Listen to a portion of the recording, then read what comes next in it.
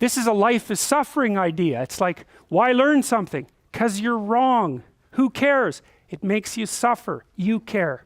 So, you know, if you run out a little scheme in the world, a little action pattern, you don't get what you want, especially if you're 2 years old, you burst into tears and cry.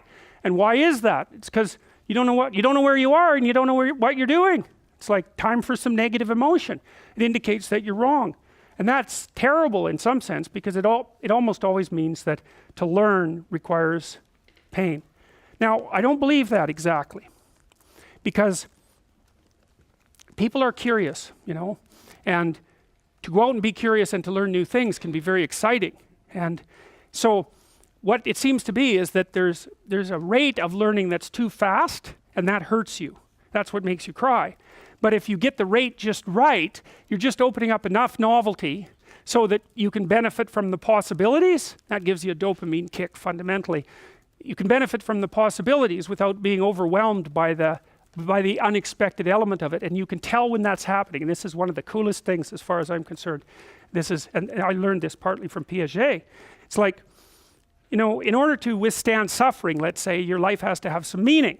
Okay, well, that means a bunch of things. It means that part of the way that you overcome suffering is by making the suffering into something meaningful. And I don't mean that metaphysically, I mean it technically. You made a mistake, it causes you suffering, you learn something about it, you don't make that mistake again.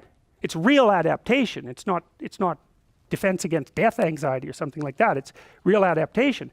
But more importantly, the reality that you learn through pain is the oldest reality, we'll say. It's really old. It's as old as nervous systems. And so you've adapted so that you've learned to transform your knowledge structures in a way that will minimize your potential exposure to future pain at a rate you can tolerate or maybe even enjoy. And so what's happening is you don't actually like being static. It bores you. But you don't like being thrown into chaos. It's like, no, a little bit of that's fine. What you want is you want to be opening up your knowledge structures on the periphery to transformation, voluntary transformation. That's voluntary exploration. And letting those things manifest a little bit of interesting chaos. And so you put a little feeler out there that you're willing to let die. And it comes apart, and you gather a bit of information, it comes back together stronger. And you do that all the time if you're smart and you're looking for new information, foraging for new information. And that means you keep taking little bits of yourself apart and reconstructing them. And over time, that keeps you alive and active. You know, part of the reason you're alive is because you're dying all the time, right? All the cells in your body, like if they don't die, you get cancer, and that's it. You're done. You're a very, very tight balance between death and life at every single level, including the cognitive level.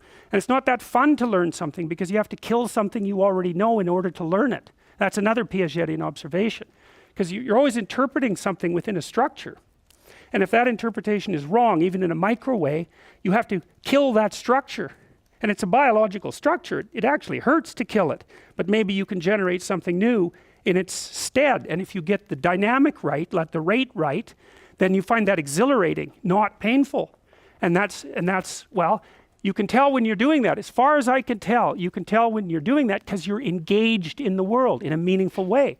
And what your nervous system is doing is signaling to you that you're not in a static place, that's death. You're not in a chaotic place, that's death. You're balanced between the static and the chaotic such that the static structures are transforming at exactly the right rate to keep you on top of the environmental transformations.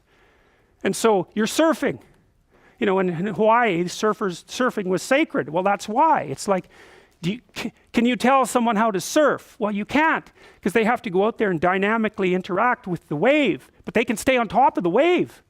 And that's what you have to do. And if you're staying on top of the wave properly, then it's exhilarating.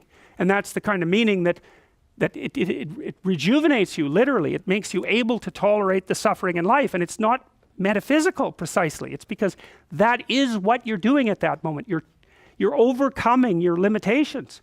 And of course, that's what you have to do in order to know and to learn, because you want to be doing both of those things at the same time. That's what you do when you play a game properly. Your parents say, doesn't matter whether you win or lose. This is a Piagetian observation. It's how you play the game. What does that mean? Well, it means that you should play the game in a manner that increases the probability that you're going to be invited to play many games in the future. Perfect.